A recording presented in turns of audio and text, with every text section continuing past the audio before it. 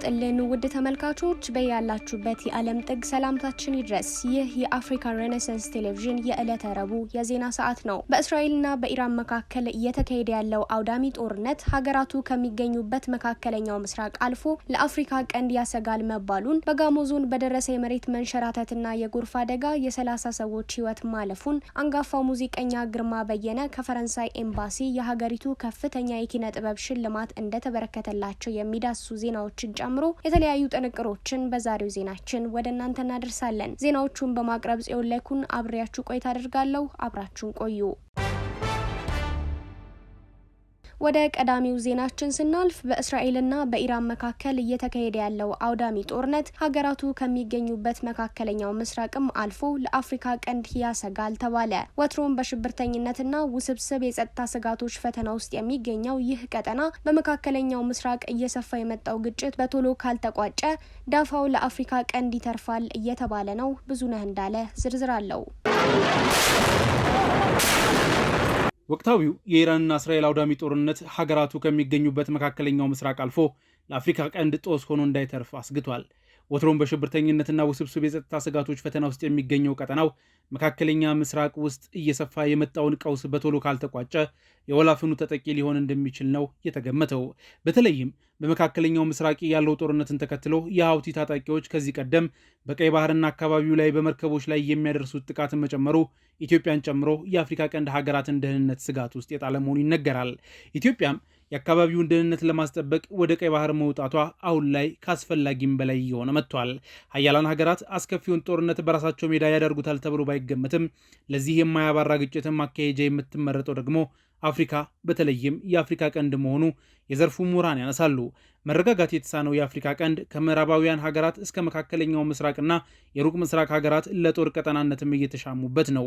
በታሪክ ተመዝግቦ እንደምናገኘው የአፍሪካ ቀንድ ከቀድሞ ኦቶማን ቱርክ እስከ ሶቪየት ህብረትና ምዕራባውያን ፍጥጫ ብሎም ከቅርብ ጊዜ ወዲህ ደግሞ የባህረ ሰላጤው ሀገሮች እንዲሁም እስያዊቷ ቻይናን ጨምሮ ሌሎችም ተጽዕኗቸው እየበረታ መጥቷል። ይህ የሆነበት አብይ ምክንያትም ወሳኝ የዓለም አቀፍ ንግድ መስመር መሆኑ ነው። በአንድ በኩል ህንድ፣ ቻይናና ጃፓን የወጪ ንግዳቸውን በባቤል መንደብ በኩል ወደ አውሮፓ ለማስገባት ሲጠቀሙበት፣ በሌላ በኩል ደግሞ የባህረ ሰላጤው ሀገራት ማለትም የተባበሩት አረብ ኤሚሬቶችና ሳውዲ አረቢያ የኤደን ባህረ ሰላጤን እንዲሁም የባቤል መንደብን የቀይ ባህር መስመሮቻቸውን ነዳጅና የተፈጥሮ ጋዝ ያጓጉዙበታል። ሌላው የአፍሪካ ቀንድ ዋና የአፍሪካ ገበያ መግቢያ በር በመሆን በማገልገሉ የዓለም ሀያላንን ለመማረክ ችሏል። በእስያ መካከለኛው ምስራቅ የሚገኙ ሀገራትም ባለወደብ ከሆኑት ኤርትራ፣ ሶማሊያ፣ ጅቡቲ ጋር የኢኮኖሚና ፖለቲካዊ ትስስር እንዲያደርጉም አስችሏቸዋል። የአፍሪካ ቀንድ መልክዓ ምድራዊ ፖለቲካ ፋይዳው የዓለም ሀያላን ሀገራትን አሽቅድምድም የፍልሚያ አውድማ ሆኗል።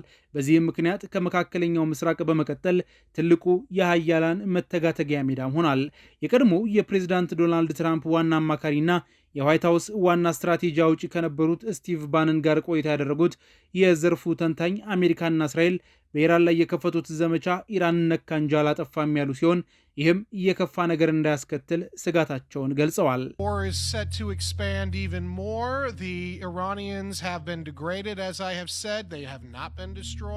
እንደኔ አስተያየት ጦርነቱ ገና ከዚህም በላይ እየሰፋ የሚሄድ ነው። ኢራናውያን ተነኩ እንጂ ጨርሶ አልወደሙም። በሌላ በኩል ደግሞ የሀውቲ ታጣቂዎች ሙሉ በሙሉ እንኳን ማጥቃት አልጀመሩም። እንደሚታወቀው ሳውዲ ደግሞ አብዛኞቹን የነዳጅ መርከቦቿን ከሆርሙዝ ወደ ቀይ ባህር እያዞረች ነው። ለዚህም ይመስለኛል ሀውቲዎች ሳውዲ መርከቦቿን ካዞረች በኋላ መፈናፈኛ እንደሌላት አረጋግጠው ጥቃታቸውን ለመሰንዘር አድብተው የሚጠብቁት። The Saudis are moving most of their oil transportation away from the Strait of Hormuz into their Red Sea port. I think the Houthis are waiting for them to be totally reliant on that, and then they're going to seal it up. ከዚህ ባለፈ በተለይም በአፍሪካ ቀንድና በቀይ ባህር ላይ ለሚፈጠረው የሀውቲዎች የሽብር ጥቃት ለመከላከል ኢትዮጵያ ወሳኙ ሀገር መሆኗን ተናግረው ኢትዮጵያ ለአሜሪካ ወይም ለእስራኤል ጦር በምታደርገው ድጋፍ ጦርነቱ ወደ አፍሪካ ቀንድ እንዲዞር እድል ይፈጥራልም ብለዋል። We now have the issue of the Eritrean coastline. በሌላ በኩል ደግሞ የኤርትራ የባህር ዳርቻ ጉዳይ አለን። እዚህ ላይ ታዲያ አካባቢውን በበላይነት ተቆጣጥራ የምትገኘው ኢትዮጵያ ለአሜሪካ ወይም ለእስራኤል ጦር ግዛቷን በመፍቀድ የየመኑን ሀውቲ አከርካሪ ለመስበር መሬት ላይ የተጠመዱ ሚሳኤሎችን እንዲጠቀሙ እፈቅዳለሁ እያለች ነው። ይህም ማለት ጦርነቱ ይስፋፋል የሚል ስጋት ያለው እንደ አዘርባይጃንና ቤሩት ወዳሉ አካባቢዎች ብቻ ሳይሆን ከዚያ ባልተናነሰ በአፍሪካ ቀንድም ሊሆን የሚችልበት አዝማሚያ ነው የሚታየው። ስለዚህ ጦርነቱ በቶሎ የሚያበቃ አይነት አይመስልም።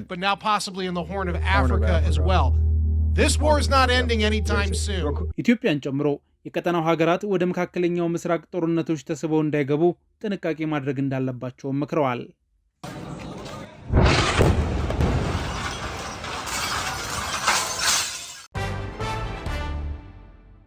በጋሞ ዞን በደረሰ የመሬት መንሸራተትና የጎርፍ አደጋ የ30 ሰዎች ሕይወት አለፈ። አደጋው በሰው ሕይወት ላይ ካደረሰው ጉዳት በተጨማሪ በመሰረተ ልማቶች ላይ ከፍተኛ ጉዳት ማስከተሉ ተገልጿል። ጌታውን አበበ ተጨማሪ አለው።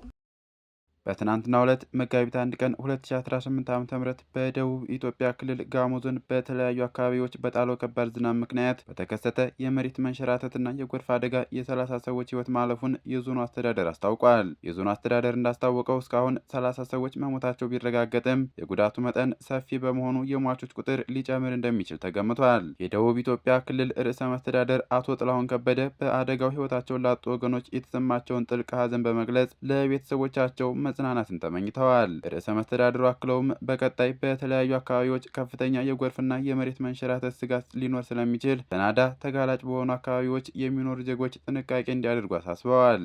የዞኑ ዋና አስተዳዳሪ ዶክተር ደምስ አድማሱ በበኩላቸው አደጋውን ተከትሎ የጋሞ ዞን አደጋ ስጋት ስራ አመራር ግብረ ኃይል አስቸኳይ የምክክር መድረክ ማካሄዱን ገልጸዋል። በአደጋው ምክንያት ተፈናቅለው ለችግር የተጋለጡ ወገኖች መልሶ ለማቋቋም የመጠለያ የምግብና የሕክምና እርዳታ በልዩ ትኩረትና በአስቸኳይ ሊቀርብ ይገባል የተባለ ሲሆን የተቋረጡ የትራንስፖርት መስመሮችን ለመጠገንና የተጎዱ ትምህርት ቤቶችን መልሶ ስራ ለማስጀመር ርብርብ እየተደረገ እንደሚገኝም ተገልጿል። ዋና አስተዳዳሪው አክለውም የተዘጉ መንገዶችን ለማስከፈት ከባድ ማሽነሪዎችን ከሌላ አካባቢ ለማስመጣት በሂደት ላይ መሆናቸውን ጠቁመዋል። ድጋፉን በተቀናጀ መልኩ ለመምራትም የሀብት አሰባሰብ፣ የጤናና የኮሚኒኬሽን ንዑሳን ኮሚቴዎች ተዋቅረው ወደ ስራ ገብተዋል። የደቡብ ኢትዮጵያ ክልል መሰል አሰቃቂ አደጋዎች በተደጋጋሚ እያስተናገደ ይገኛል። ባለፈው ሐምሌ ወር በጎፋ ዞን ከ250 በላይ ዜጎች ያለቁበት የመሬት መንሸራተት አደጋ እንዲሁም በቅርቡ በጌዲዮ፣ በወላይታ፣ በሲዳማና በቤንች ሸኮ ዞኖች የደረሱት አደጋዎች የዚሁ አሳሳቢ ክስተት ማሳያ ናቸው። የጋሞ ዞን አስተዳደር ህብረተሰቡ ከአደጋ ስጋት ነፃ ወደሆኑ አካባቢዎች በመጠለል ራሱን እንዲጠብቅ በድጋሚ ጥሪውን አስተላልፏል። አንጋፋው ሙዚቀኛ ግርማ በየነ ከፈረንሳይ ኤምባሲ የሀገሪቱ ከፍተኛ የኪነ ጥበብ ሽልማት ተበረከተላቸው። እንግዶችና የጥበብ አጋሮቻቸው በተገኙበት የእውቅናና የሽልማት አሰጣጥ ስነ ስርዓት ላይ ሽልማታቸውን ከፈረንሳዩ አምባሳደር አሌክሲስ ላሜክ የተቀበሉት አንጋፋው ሙዚቀኛ ግርማ በየነ እጅግ ከፍ ያለ ደስታና ክብር እንደተሰማቸው ገልጸዋል። የሽልማት አሰጣጥ ስነ ስርዓቱ ብቸኛ የሚዲያ አጋር የሆነው ጣቢያችን አፍሪካ ሬኔሳንስ ቴሌቪዥንን ወክሎ የተገኘው ዘጋቢያችን ቃል ኪዳን ይጥና ዝርዝሩን እንደሚከተለው አጠናቅሮታል።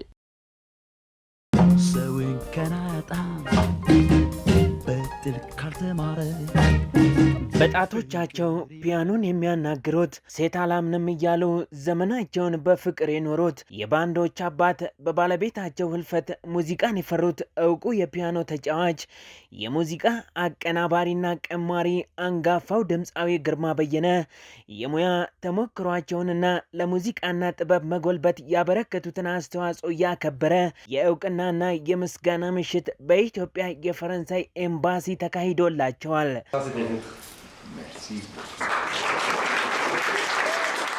ወጣትና አንጋፋ የኢትዮጵያ የኪነ ጥበብ ባለሙያዎችና የሙዚቃ አፍቃሪያን እንግዶች በታደሙበት ዝግጅት ላይ አዲስ አበባ ከሚገኘው የፈረንሳይ ኤምባሲ በኢትዮጵያ የፈረንሳይ አምባሳደር ከሆኑት አሌክሲስ ላሜክ የሀገሪቱን ከፍተኛ የኪነ ጥበብ ማዕረግና የምስጋና ደብዳቤ ሽልማት የተቀበሉት አንጋፋው ሙዚቀኛ ግርማ በየነ ሽልማታቸውን ሲቀበሉ እጅግ ከፍ ያለ ደስታና ክብር እንደተሰማቸው ገልጸዋል።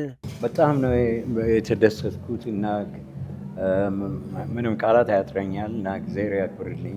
በአዲስ አበባ ጣሊያን ሰፈር ተወልደው በካቴድራል የተማሩት ግርማ በየነ ትምህርት ቤት ሳሉ ከሙዚቃ ጋር ከተዋወቁ በኋላ በሙዚቃ ፍቅራቸው ትምህርት ደጋግመው ላቋረጡት በ1960ዎቹ ኦልስታር ዓለም ግርማና ዋሊያስ የተሰኙ ባንዶችን በመመስረትና በአባልነት በመሳተፍ በኢትዮጵያ ዘመናዊ ባንዶች ታሪክ ውስጥ የማይተካ አሻራቸውን ላሳረፉት ሴት አላምንም፣ እንከን የሌለብሽና እኔ ነኝ ባይማነሽ የተሰኙ በርካታ አድናቂዎች ያተረፈላቸው ትውልድን ዘመንን ቦታንና ሁነትን ተሻግረው ዛሬም የሚዜሙ የሚደመጡ ዘመናዊ ሽሬ ሙዚቃዎች ላበረከቱት አንጋፋው የሙዚቃ ባለሙያ ግርማ በየነ የፈረንሳይ ኤምባሲ እውቅና መስጠቱ ያለ ጥርጥር ስለሚገባቸው መሆኑን በኢትዮጵያ የፈረንሳይ አምባሳደር አሌክሲስ ላሜክ እንዲህ ይመሰክራሉ።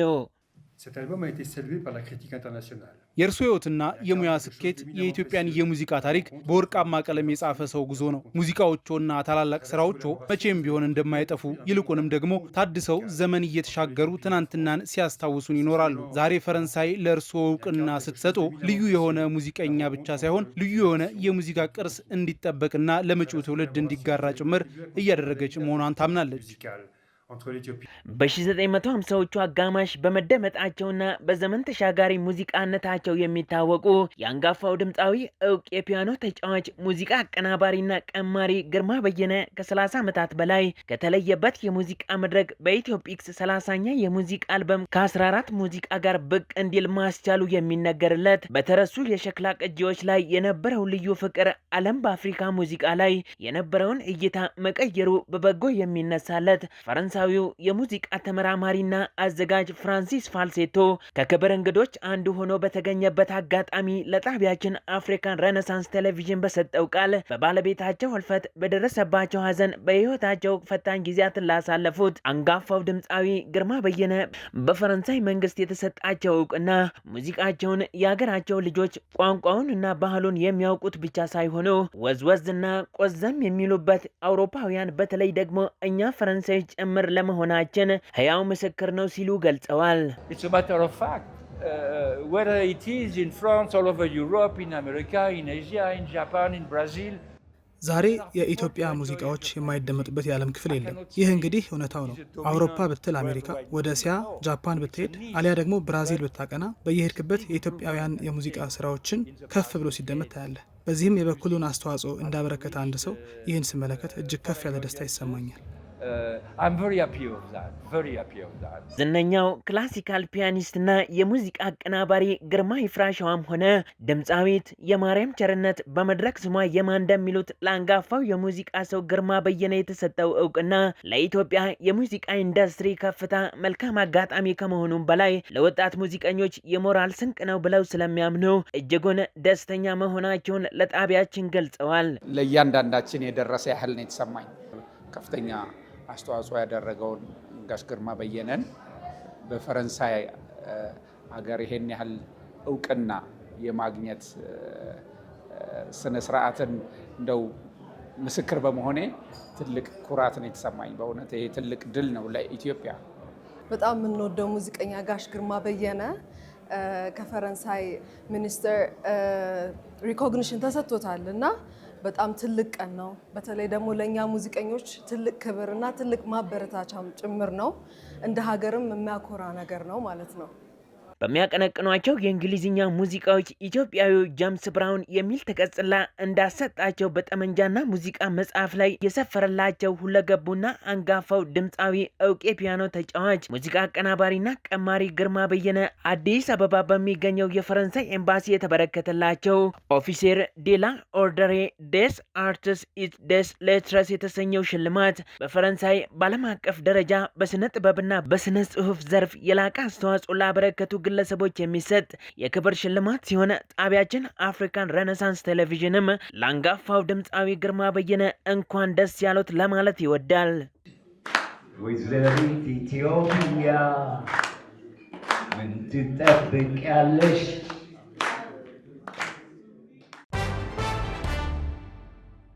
ሌተናል ጀነራል አስራት ደኔሮ የአዲስ አበባ ፖሊስ ኮሚሽን ኮሚሽነር ሆነው ተሾሙ። ጠቅላይ ሚኒስትር አብይ አህመድ ከመጋቢት 2 ቀን 2018 ዓ.ም ጀምሮ ለአዲስ አበባ ፖሊስ ኮሚሽን አመራሮች ሹመት መስጠታቸውን የጠቅላይ ሚኒስትር ጽህፈት ቤት አስታውቋል። በዚህም ሌተናል ጀነራል አስራት ደኔሮ ኮሚሽነር ጌቱ አርጋውን ተክተው የአዲስ አበባ ፖሊስ ኮሚሽን ኮሚሽነር ሆነው የተሾሙ ሲሆን ረዳት ኮሚሽነር ቶፊቅ መደድ የአዲስ አበባ ፖሊስ ኮሚሽን ምክትል ኮሚሽነር፣ አቶ ኤርዚቅ ኢሳ የአዲስ አበባ ፖሊስ ኮሚሽን ምክትል ኮሚሽነር ተደርገው በጠቅላይ ሚኒስትር አብይ አህመድ ተሹመዋል።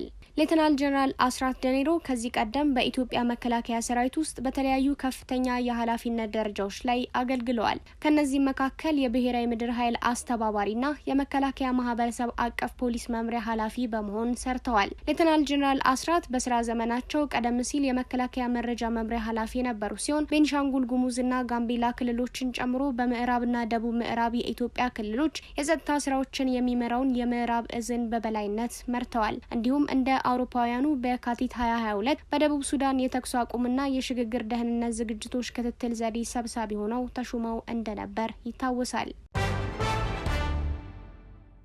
የኢትዮጵያ የውጭ ጉዳይ ሚኒስትር ዴኤታ አምባሳደር ሀድራ አበራ በያዝናቸው 2 ቀናት ብቻ ከ7 የመካከለኛው ምስራቅ ሀገራት አምባሳደሮች ጋር የተናጠል ውይይት አድርገዋል። አምባሳደሩ ውይይት ያደረጉት በቀውስ ውስጥ ያለው መካከለኛው ምስራቅ ሁኔታ እየተባባሰ በመጣበት በዚህ ሰዓት ከጦርነቱ ጋር በቀጥታም በተዘዋዋሪም ግንኙነት ካላቸው ሀገራት ጋር ነው። በዚህም አምባሳደሩ ከሳውዲ አረቢያ፣ እስራኤል፣ ኩዌት፣ የተባበሩት አረብ ኤምሬቶች፣ ኳታርና ኦማን እንዲሁም ከጆርዳን አምባሳደሮች ጋር በጽህፈት ቤታቸው ተነጋግረዋል። የውጭ ጉዳይ ሚኒስትር በይፋዊ የማህበራዊ ትስስር ገጹ ላይ ውይይቶቹን ይፋ ያደረገ ሲሆን በተከታታይ ውይይቶቹ ወቅት ከመካከለኛው ምስራቅ ጋር የተያያዙ ሰፊ ንግግሮች እንደተደረጉ ለመረዳት ተችሏል። ከውጭ ጉዳይ ሚኒስትር ዴኤታ ጋር ውይይት ካደረጉ ሀገራት ውስጥ በአሜሪካና እስራኤል ወገን ሆነው ከኢራን በተቃራኒ የቆሙት ሀገራት እስራኤልን ጨምሮ የተባበሩት አረብ ኤምሬቶች፣ ሳውዲ አረቢያና ጆርዳን ናቸው። ኳታር፣ ኦማን፣ ኩዌትና የመሳሰሉት ሀገራት በበኩላቸው በቀጥታ ለሁለቱም ወገኖች ድጋፍ የማያደርጉ ሲሆኑ ይሁንና በተመሳሳይ ደግሞ የኢራን ጥቃቶችን አስተናግደዋል። ክቡራን ተመልካቾቻችን በመጨረሻም ወደ ስፖርታዊ መረጃዎቻችን እንሸጋገራለን። በ23ኛ ሳምንት የሊጉ ጨዋታ ሲዳማ ቡና ሊጉን ሲመራ ቅዱስ ጊዮርጊስ ወራጅ ቀጠና ውስጥ መግባቱን ጨምሮ የተመራረጡ ስፖርታዊ መረጃዎችን ወደ እናንተ እናደርሳለን። ስፖርታዊ መረጃዎቹ በባልደረባችን ዮናስ ግርማ ነው ወደ እናንተ የሚቀርቡት። ከመረጃዎቹ ጋር መልካም ቆይታ። ከአፍሪካ ሬኔሳንስ ቴሌቪዥን የሰዓቱን ስፖርታዊ መረጃዎች ይዘን መተናል። መረጃዎቻችንን ከሀገር ውስጥ እናስቀድማለን።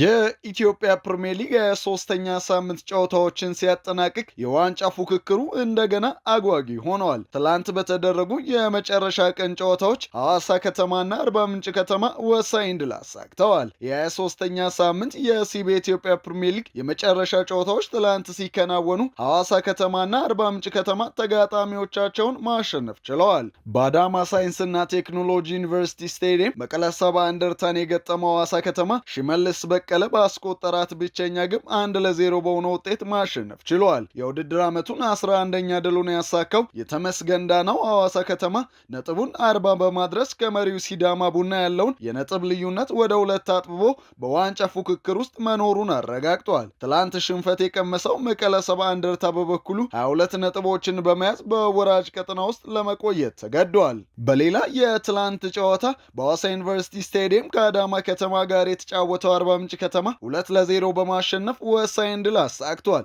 ለአዞቹ የተገኙትን ግቦች ሁለቱ የውጭ ሀገር ተጫዋቾች ጄሮም ፊሊፕ እና አብዱራህማን መሐመድ ማስገኘት ችለዋል። በተለይ በአጋማሽ ዓመቱ የተቀላቀለው ጋናዊው አጥቂ አብዱራህማን መሐመድ የስራ ፍቃዱንና አስፈላጊ ነገሮችን በትላንትናው ዕለት አጠናቆ በሁለተኛው አጋማሽ ተቀይሮ በመግባት በመጀመሪያ የኳስ ንክኪው ግብ አስቆጥሮ የጨዋታው ኮከብ በመባል አስደናቂ ዕለት ማሳለፍ ችሏል። ውጤቱን ተከትሎ የውድድር ዓመቱን 3ኛ ድል ያገኘው አርባ ምንጭ ከተማ ነጥቡን 19 ያደረሰ ቢሆንም አሁንም በሊጉ ግርጌ ላይ እንደተቀመጠ ነው።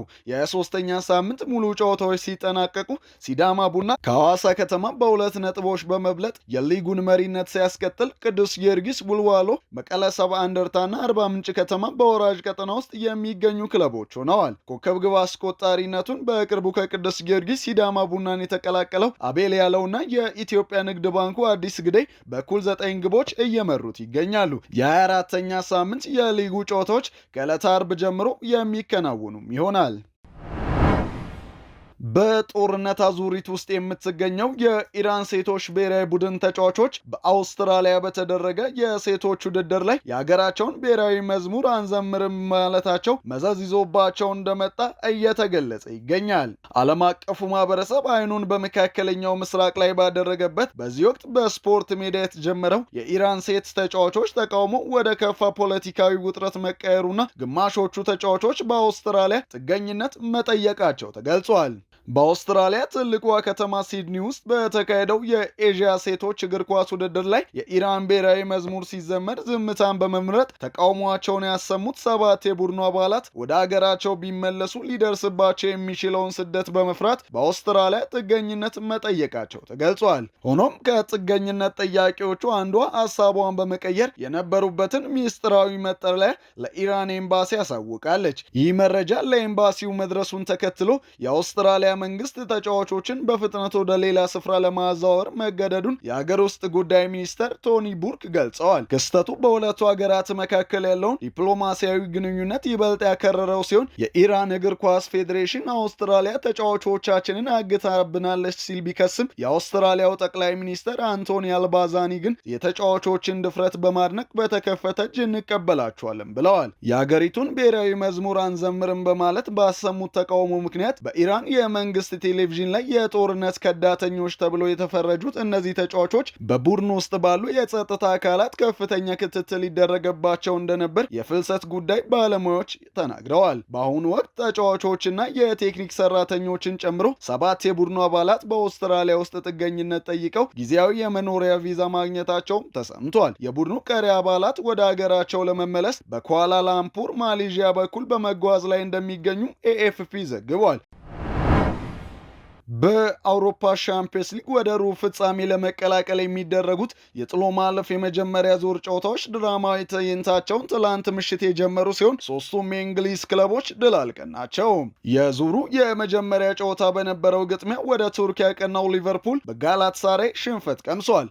አስደማሚ ድባብ በነበረው በኢስታንቡል ራምስ ፓርክ ሜዳ እንኳን ወደ ሲኦል መጣችሁ ብለው የተቀበሉት ባለሜዳዎቹ ማሪዮን ላሚና ባስቆጠራት ብቸኛ ግብ ሊቨርፑልን በዓመቱ ለሁለተኛ ጊዜ ማንበርከክ ችለዋል። በምሽቱ ጨዋታ ከውጤቱ በላይ የብዙዎችን ልብ የነካው የቪክቶር ኦሴሜን እምባ ሲሆን ጨዋታው ከመጀመሩ ከጥቂት ደቂቃዎች በፊት የጋላታሳራይ ደጋፊዎች የኦሴሜንንና የሟች እናቱን ምስል የያዘ እኛ ቤተሰብ ነን፣ ቤተሰብ ደግሞ ሁሉ ነገር ነው የሚል ግዙፍ ባነር በስታዲየሙ ላይ ዘርግተው ታይተዋል። ይህም ናይጄሪያዊውን ኮከብ ሲያስነባው ታይቷል። የመልሱ ጨዋታ በቀጣይ ሳምንት በአንፊልድ የሚደረግ ሲሆን ሊቨርፑል ሩብ ፍጻሜውን ለመቀላቀል 2 እና ከዛ በላይ ግቦችን አስቆጥሮ የማሸነፍ ግዴታ ይዞ ተመልሷል። በሌሎች የትላንት ጨዋታዎች ቶተንሃም ስፐርስ ወደ ስፔን አቅንቶ የ5-2 ሽንፈት ሲቀምስ ባየር ሙኒክ አትላንታ ላይ ግማሽ ደርዘን ግብ ማዝነብ ችሏል። ትላንት ከተደረጉት ጨዋታዎች ብቸኛው በአቻ ውጤት የተጠናቀቀ ግጥሚያ በሴንት ጄምስ ፓርክ ኒውካስልን ከባርሴሎና ያገናኘው ሲሆን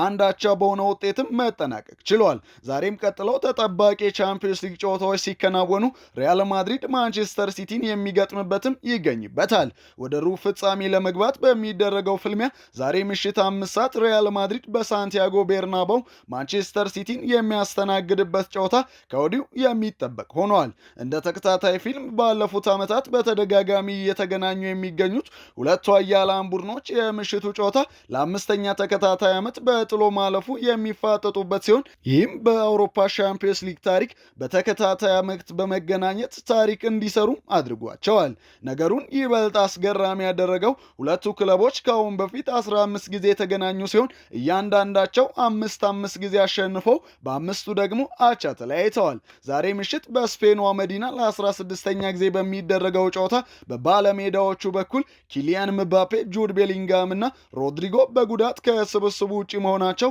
ለፔፕ ጋርዲዮላ ቡድን የአሸናፊነት ግምት እንዲሰጠው አድርጓል። በሌሎች የምሽት ጨዋታዎች በዓለም የክለቦች ዋንጫ ፍጻሜ ተፋላሚ የነበሩት ፒኤስጂ እና ቼልሲ በተመሳሳይ ምሽት 5 ሰዓት ላይ በፓርክ ዴ ፕሪንስ ጨዋታቸውን የሚያደርጉ ይሆናል። የባለፈው ዓመት የቻምፒየንስ ሊግ አሸናፊው ፒኤስጂ በቼልሲ የተነጠቀውን የዓለም የክለቦች ዋንጫ ለመበቀል በሜዳውና በደጋፊው ፊት የሚያደርገው ወሳኝ ጨዋታም ተጠባቂ ሆኗል። ምሽቱ 2:45 ላይ አርሰናል ወደ ጀርመን አምርቶ ከባየር ሊቨርኩሰን ጋርም ይጫወታል። በዚህ ዓመት ለአራቱ ዋንጫዎች እኩል እየገሰገሰ የሚገኘው የሰሜን ለንደኑ ክለብ አርሰናል በአውሮፓ መድረክ ከሌሎች ክለቦች በአንጻራዊነት ቀላል ተጋጣሚ እንደደረሰው እየተነገረ ቢገኝም በዚህ መድረክ ቀላል የሚባል ክለብ አለመኖሩ ጨዋታው በትኩረት እንዲታይም አድርጎታል። በሌላ የምሽት ጨዋታ የዘንድሮ የቻምፒየንስ ሊጉ ክስተት የኖርዌው ክለብ ቦዶ ግሊምት በሜዳው በተመሳሳይ ምሽት 5 ሰዓት ላይ የፖርቹጋሉን ስፖርቲንግ ሊስበንን የሚያስተናግድ ይሆናል። ዛሬስ ቻምፒየንስ ሊጉ ምን አይነት ድራማ ያሳየናል የሚለው የሚጠበቅ ይሆናል። ተመልካቾቻችን የአፍሪካ ሬኔሳንስ ቴሌቪዥን የሰዓቱ ዜናዎች የተከታተላችሁትን ይመስሉ ነበር። ጽዮን ላይኩን ዜናዎቹን ወደ እናንተ ሳደርስ አብሬያችሁ ቆይታ አድርጌያለሁ። ስለሰጣችሁን ጊዜ ከልብ እያመሰገንን ከቀሪ የጣቢያችን ዝግጅቶች ጋር መልካም ጊዜ እንመኛለን።